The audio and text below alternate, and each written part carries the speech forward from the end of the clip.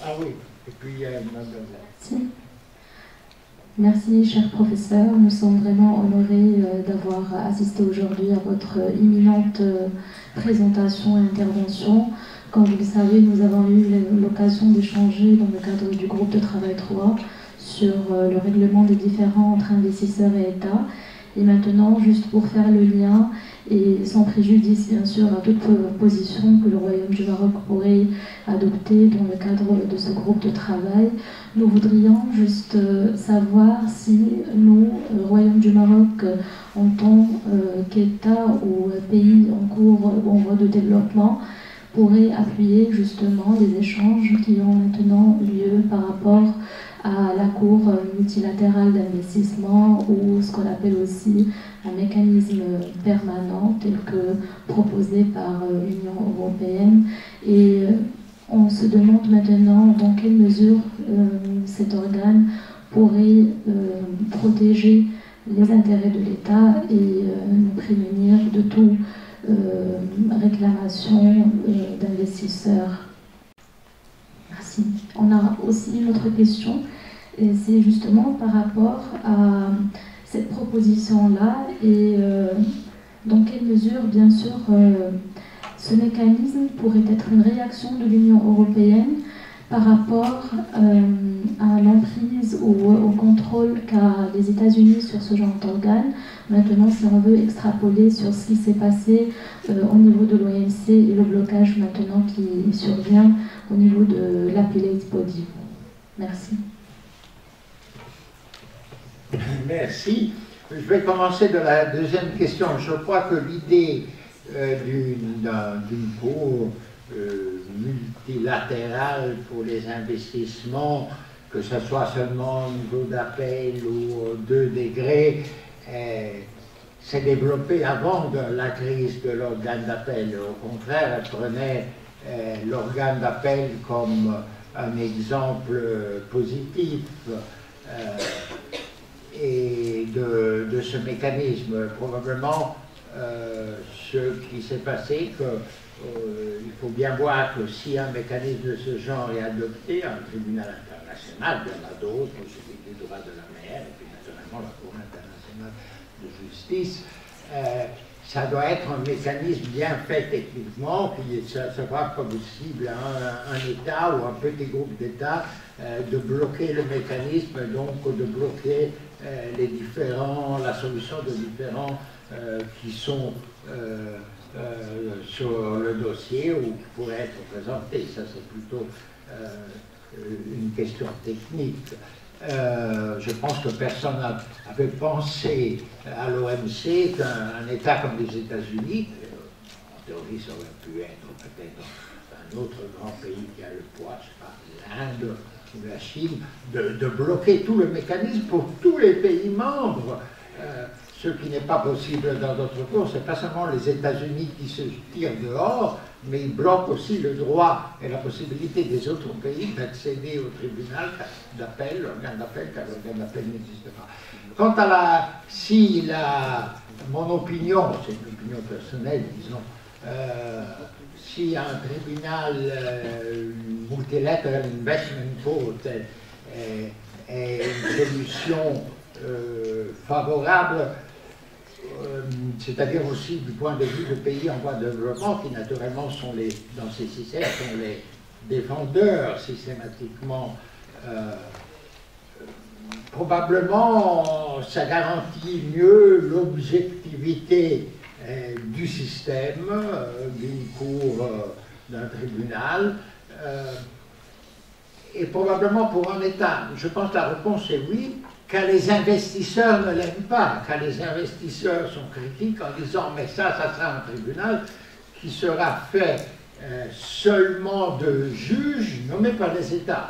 Tandis que maintenant, vu qu'il y a souvent une contraposition d'intérêts dans des disputes spécifiques, différents spécifiques, évidemment c'est systématique, entre entreprises et États, le système arbitrage maintenant consent que chaque partie nomme son arbitre, puis un président, il y a un système, le CNI ou d'autres, la Cour permanente d'arbitrage qui garantit la partialité du système, même des arbitres choisis par le parti ne sont pas des avocats de parti, mais sont toujours des arbitres qui doivent être indépendants et impartiaux, mais garantit mieux la prise, je dis le monde des entreprises, la prise en considération des intérêts de la position des entreprises, des investisseurs.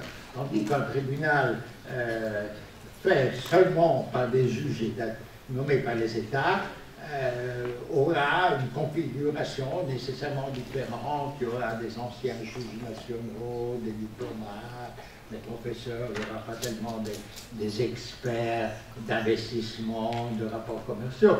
Donc je pense que un tribunal de ce genre serait aussi conforme à un développement théorique du droit international qui est parti en 1800 avec des arbitrages occasionnels, puis la Cour permanente, puis la Cour internationale de justice. Donc l'adjudication est avancée comme un système qui garantit un ordre international équitable basé sur le droit. Et maintenant, ce reflux et cette fragmentation risque aussi de diminuer le recours à ces systèmes. Donc le fait qu'on arriverait à faire une cour multilatérale serait positif.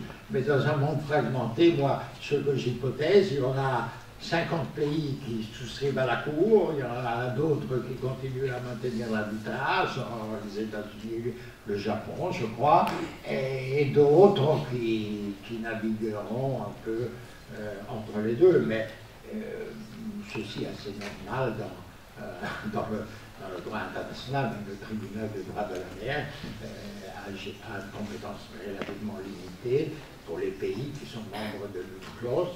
Les États-Unis ne sont pas membres de l'UNCLOS, par exemple. Donc, ce n'est pas une situation qu'on ne connaît pas dans le droit international. Et moi, je me suis penché sur la comparaison des deux. Alors, si je peux me faire une publicité, le monde aujourd'hui, c'est que hier soir, j'ouvre mon email et dit publication qui pourrait vous intéresser. Et puis, il y a mon livre qui n'est pas encore sorti, qui est déjà annoncé par l'éditeur Atlas, International Trade and Investment Dispute Settlement from Success to Crisis and Reform, avec un ancien doctorant de mon université. Quand il sortira en mars, il dit qu'il va sortir en 25 mars 25. Moi, je n'ai pas encore corrigé les épreuves, et il annonce déjà. Ça sera une épreuve de plus. Hein? Ça sera une épreuve de plus. Ah oui, c'est bien. Maintenant, je suis obligé à travailler à peine une heure pour que le livre sorte le 25 mars. Il dit déjà qu'il a 280 pages, il y a même un prix que je trouve excessif. Ah. La qualité se paye. Hein? La qualité se paye. Les droits d'auteur sont minimaux. Oui, il y a beaucoup de questions. Oui, je vais profiter d'abord de le micro.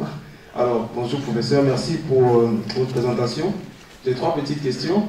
3 petites questions. Après, vous répondez à celles que vous voulez. Je dirais même 4, mais bon, je ne vais pas être trop gourmand. Alors, au cours de ces dernières années, les 10 dernières années, les 15 dernières, on a assisté quand même à des sommets Afrique-France, Afrique-États-Unis, Afrique-Chine. On a vu ces différents sommets, en fait, des discussions des pays africains, notamment en développement, avec ces puissances internationales. Donc, la question est de savoir quelle peut être en fait l'influence de cette puissance sur l'efficacité en fait de l'aide publique au développement. Est-ce que c'est l'hétérogénéité de cette puissance, parce qu'on a une démocratie et la Chine qui n'est pas forcément? Est-ce que cela peut avoir un impact sur l'essor de ces pays en développement avec qui voilà, ces puissances ont des accords? La deuxième question concerne particulièrement le cas de la Chine. Lors du récent sommet avec les pays en développement, notamment ceux d'Afrique subsaharienne, les pays les moins avancés, la Chine a décidé de fixer un taux de traitement tarifaire de 0 pour la totalité des pays exportés, des produits exportés par ces pays les moins avancés. Donc je me pose la question de savoir quelle est l'histoire économique en fait pour ces pays, parce qu'on sait qu'une grande partie de la croissance est expliquée par la conjoncture internationale et la demande extérieure. Et la troisième question, bon, c'est pas vraiment une question ou une remarque, je dirais. La Chine est également, comme l'a dit notre précédent intervenant, modestement considéré comme un pays en développement et qui est aujourd'hui l'atelier du monde, qui est une puissance et qui reçoit quand même des pays de l'OCDE, je veux dire de l'aide publique au développement. Que nos pays aident la Chine. Ben, sur la base de l'OCDE, malheureusement, j'ai pu voir qu'elle recevait une partie, à moins de me tromper, elle recevait quand même l'aide publique au développement. Alors, la troisième, ça me paraît franche, mais je n'ai pas de statistiques. C'est en parenthèse, ouais, mais vous voyez les statistiques. Alors, je vous remercie. Il peut y avoir des taux préférentiels pour les exportations qui sont classifiés comme aide au développement. Je vais envers le no duty pour les pays en voie de développement, mais ça c'est les moins avancés, c'est commun, même l'Union européenne a le programme Nothing But Arms. En principe, les productions des pays moins développés sont exemptes de droits de douane, mais il y aura probablement des exceptions. Mais comme la demande avance, ça ne suffit pas. Et il faut que le pays ait des industries, des productions qui puissent être exportées, évidemment. Donc des systèmes commerciaux, de transport interne, de financement. Et ces sommets que vous dites, je ne sais pas, les sommets, moi comme académicien, je pense que c'est souvent du blabla politique qui est nécessaire pour maintenir les rapports amicaux comme ça. Mais il y a des initiatives qui naissent, mais les initiatives souvent sont motivées par d'autres raisons. Par exemple, l'Italie maintenant, l'actuel gouvernement a lancé un plan Mattei, qui était l'ancien fondateur de ENI pour l'Afrique du Nord, avec des financements, etc., qui est essentiellement motivé pour favoriser des emplois dans le pays et diminuer l'immigration illégale vers l'Italie et l'Union européenne. Donc, un motif un peu contingent qui porte quand même à avoir, à viser à une coopération internationale. Il y a le micro. Il y a notre collègue et puis vous avez un micro.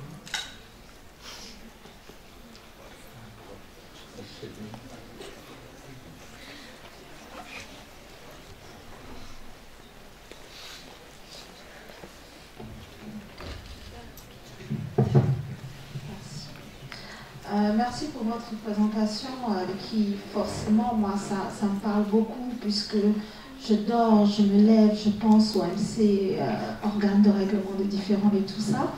J'ai juste un commentaire. C'est peut-être la science, en allant regarder un peu du côté de la science politique que j'ai eu peut-être cette ouverture.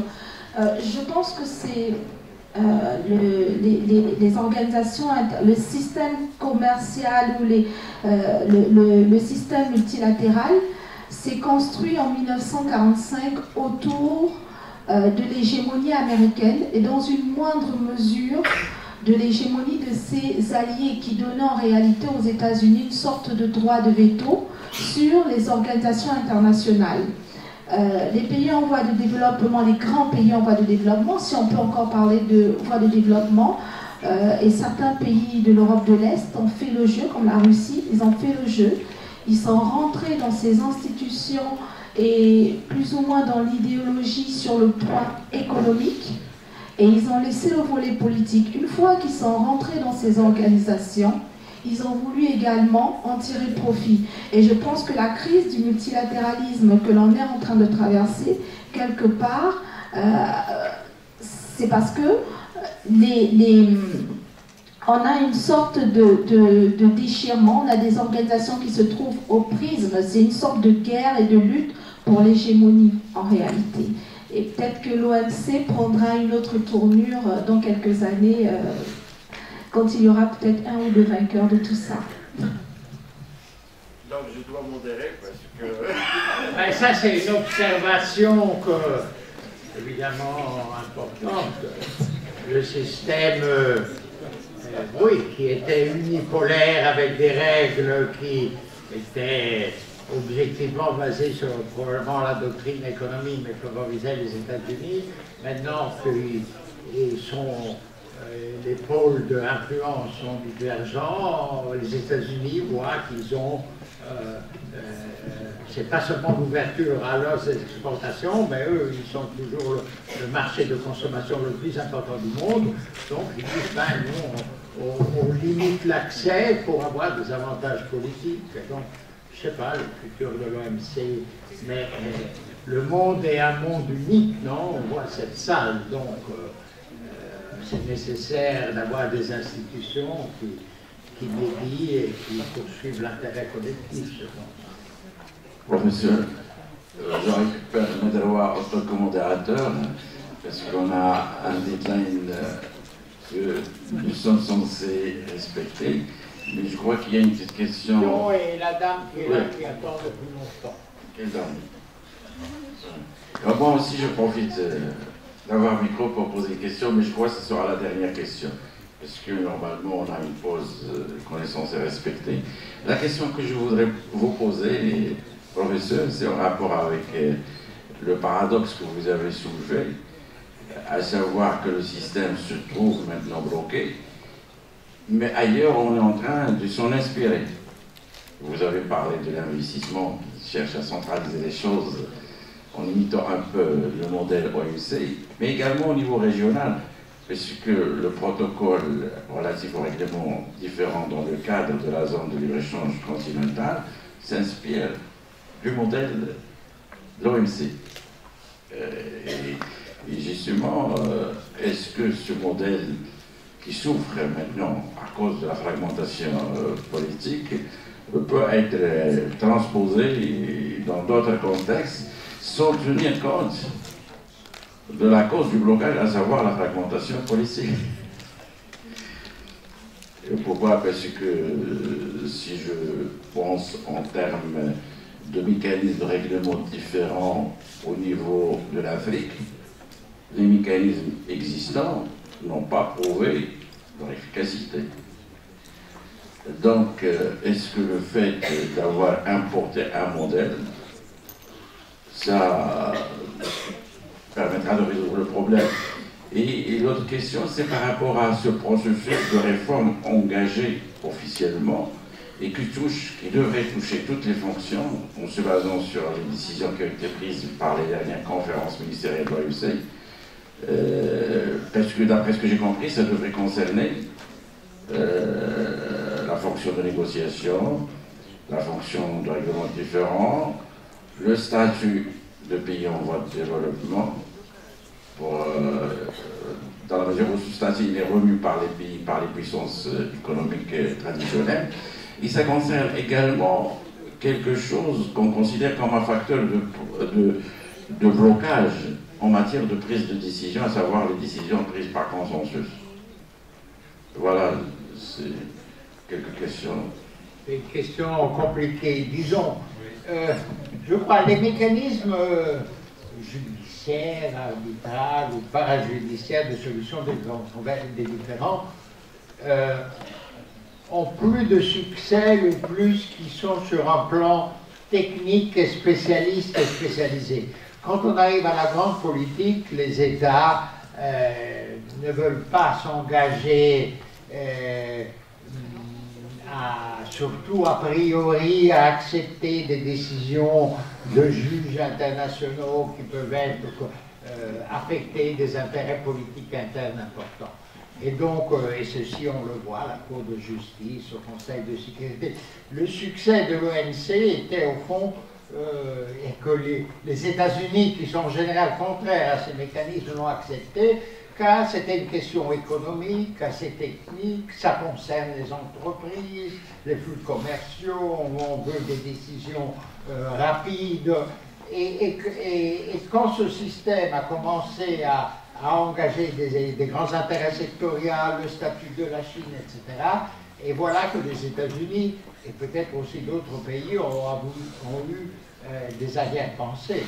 Et alors, moi je ne crois pas que c'est le moment de grandes négociations. Beaucoup disent, c'est une opinion commune, un accord global comme l'OMC sur tous ces accords, alors ça serait plus possible maintenant. Ce qui a été fait en 1995, qui a trouvé un point d'équilibre entre les États-Unis, l'Union européenne, la Chine n'était pas là, la Russie n'était pas là, et les pays en voie de développement principaux, le Brésil, l'Inde, est une chose exceptionnelle qu'aujourd'hui, dans ce monde fragmenté, on n'arrivera plus. Alors c'est important de maintenir ce système, même s'il y a, disons, des failles. Et alors peut-être en Afrique, c'est la même chose. Si on fait un mécanisme des différents commerciaux, voilà, vous allez voir la décision entre le Costa Rica et le Panama, si oui ou non les réglementations sur l'importation des fruits, que le Panama est conforme ou non à l'article 7, protocole 2, numéro 1. Ça, c'est une question qu'à peine elles peuvent bien décider, et on espère que le Panama le va accepter, car demain, ça sera le moment du Panama que c'est arrivé de faire un cas contre la Colombie. Moi, j'ai été arbitre dans ce cas, car la Colombie limitait les importations du Panama en réduisant les ports dans lesquels les importations pouvaient être faites. Mais si on arrive à des grandes questions comme le statut de pays en voie de développement, ceux qui ont un statut qui est avantage ne vont pas y renoncer s'il n'y a pas une contre-proposition sur d'autres volets. Et alors les autres volets, si les autres pays ne sont pas flexibles, je crois que les grandes négociations multilatérales sont presque impossibles. Vous voyez même la COP sur l'environnement, c'est très difficile. Et la règle de l'unanimité, l'OMC a un mécanisme étrange, car c'est écrit, il y a des majorités, on peut décider à majorité, mais c'est aussi écrit qu'on va continuer la pratique du GATT, du consensus. Que le consensus n'est pas vraiment le veto, c'est le veto pour les grandes économies, pour les États-Unis. Mais là, c'est pas que le Burkina Faso va faire mettre le veto à une décision. Quoique l'Honduras a une fois essayé de bloquer le tout, mais on l'a convaincu de laisser tomber. Et je ne crois pas que le monde... Et puis il y a une question, un aspect qui échappe parfois très souvent aux étudiants. Pourquoi la majorité ne marche pas? Car il faudrait une majorité qui oblige les pays minoritaires de s'aligner à la décision. C'est le mécanisme qui est dans l'Union européenne, la majorité. Mais dans un système multilatéral comme ça, c'est difficile de penser que les pays décident de réduire les droits de douane sur un certain produit. Les États-Unis sont contre et ils adoptent la décision sur laquelle ils étaient contraires dans notre pays. Donc il y a une raison aussi économique pour avoir tout le monde on board. Voilà, moi je veux entendre la question et puis il y a une autre question ici. On va prendre Deux. Ça y est. Oui, le conférencier.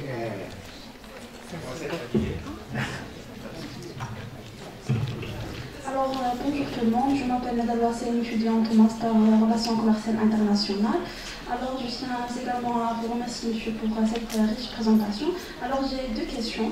La première, c'est, comme vous avez déjà dit, l'OMC est toujours essayé de renforcer ou bien de concilier entre les principes et les exceptions. Et comme à propos de la première question, il a essayé de concilier entre le principe de non-discrimination et le traitement spécial et différencié qui est en faveur des pays en voie de développement. Mais le problème, monsieur, c'est que ce traitement est destiné aux pays en voie de développement et aux pays moins avancés. Mais les pays émergents sont ceux qui bénéficient. Alors 50% des plaintes sont disposées par ces pays, ainsi qu'entre 1995 et 2012, ces pays sont déposé 17 affaires devant le système de règlement différent.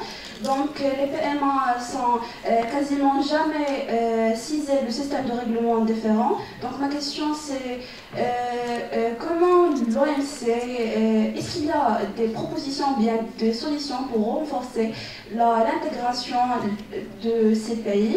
Et donc ma deuxième question c'est que, comme vous avez déjà dit, après le blocage du système de règlement différent, on a deux tendances, soit la solution amiable ou bien la solution positive, ainsi que la solution alternative par l'intégration de l'arbitrage. Mais monsieur, le problème, qu'on pense d'un arbitre à des intérêts communs ou bien des relations amiables avec l'un des parties au conflit, et donc ça pose des risques ou bien des inquiétudes à l'efficacité de cette solution. Merci. Alors la première demande,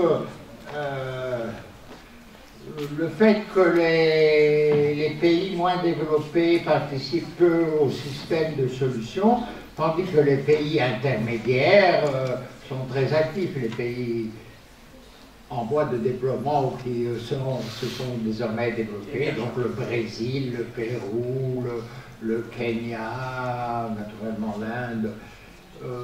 Il y a différentes explications. Je ne sais pas, quelqu'un dit que vu que le flux de leur commerce est très réduit, il n'y a pas tellement d'intérêt pour eux de s'engager. Le deuxième dit que le commerce de ces pays est surtout en des termes d'aide au développement, de systèmes comme les préférences généralisées qui donnent moins lieu à des questions. Une question qui avait été de ce pays était la question des pays producteurs de coton africains il y a quelques années, mais pour un traitement privilégié pour la production et l'exportation du coton des pays de l'Afrique centrale. Il y a des mécanismes qui aident, car évidemment les procédures ont un coût. Il y a un centre bénévole intergouvernemental à Genève qui prend en compte la défense des pays en voie de développement pratiquement gratuitement dans le cadre de PMA. L'autre du blocage de l'arbitrage. Alors c'est intéressant de voir que le système d'arbitrage d'appel que je vous ai mentionné est copié du système de l'OMC. Il y a un groupe d'arbitres qui ont été choisis, il y a 10 personnes, des professeurs, certains sont bien connus, Georges Pauline de Genève et d'autres d'anciens diplomates de différents pays, et les règles de fonctionnement sont les mêmes qui sont produites par l'organe d'appel. Alors, non, ma réponse est non sur le fait du risque de manque d'impartialité. Une chose que les Américains qui ont bien critiqué notre organe d'appel de toute façon n'ont jamais critiqué, c'est d'accuser de ne pas être impartial, indépendant.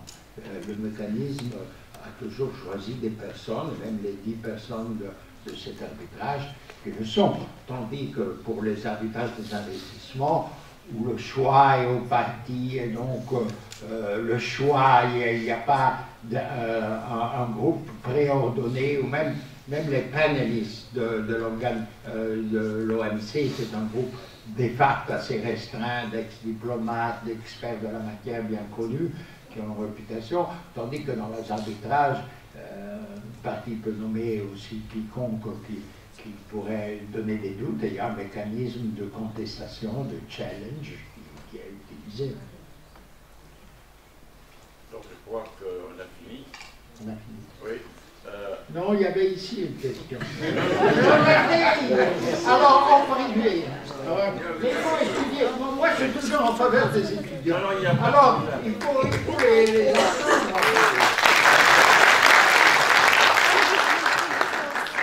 Donc, on va prendre parce que... pardon. Attendez. Parce qu'on a un atelier qui devrait commencer après la pause café. C'est à quelle heure? 11h. 11h. Il y a, s'il vous plaît, pas de remarques longues, des questions précises parce qu'on est en retard. 3.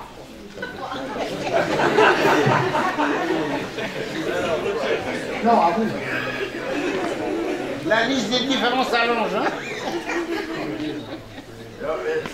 L'étudiante avec la veste rouge. S'il vous plaît, des questions courtes. Parce qu'il faut arbitrer là. Bonjour monsieur, merci beaucoup pour votre intervention. Je suis étudiant, deuxième année, master. Non, la question. Étudiant, deuxième année, master commerce international.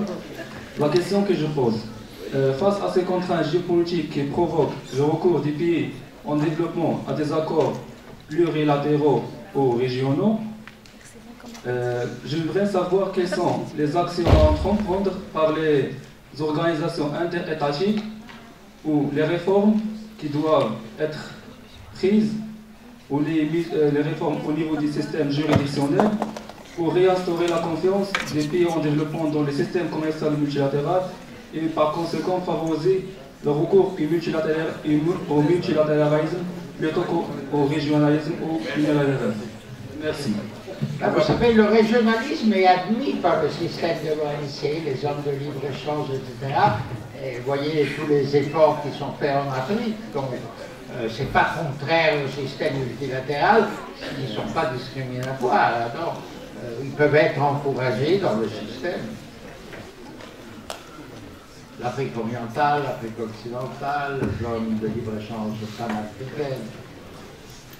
Bonjour, pour ma question c'est à propos des mesures unilatérales qui se privilègent plutôt par certaines puissances économiques plutôt de passer vers le système de règlement différent et cela reflète un désengagement vis-à-vis des mécanismes multilatéraux, donc comme l'État des États-Unis qui sont bloqués la nomination des juges à l'organe d'appel. Ma question c'est comment l'OMC pourrait-elle contrer l'usage croissant de l'unitéralisme contre les relations commerciales et est-ce que la paralysie plutôt de l'organe de règlement différent est une conséquence directe de l'unitéralisme ou bien d'autres facteurs?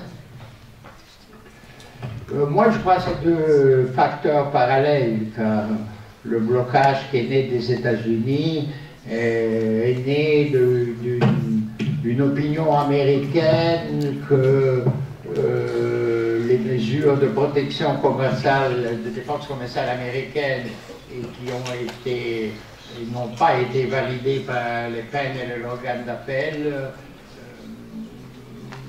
les États-Unis espéraient, ou l'administration américaine, d'avoir que l'organe d'appel prenne des positions d'interprétation des règles plus favorables, au moins initialement. Puis après, c'est devenu, à mon avis, quelque chose qui aide naturellement les pays à prendre des mesures unilatérales. Et le fait que les États-Unis le prennent pousse même maintenant l'Union européenne s'est donné un règlement qui consent, si un autre pays ne suit pas les règles multilatérales, d'agir unilatéralement sans attendre les décisions de l'organe des solutions différentes.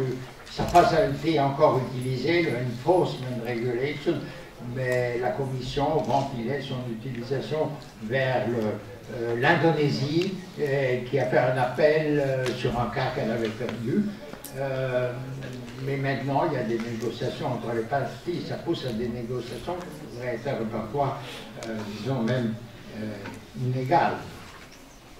Donc c'est un système ambigu. Merci.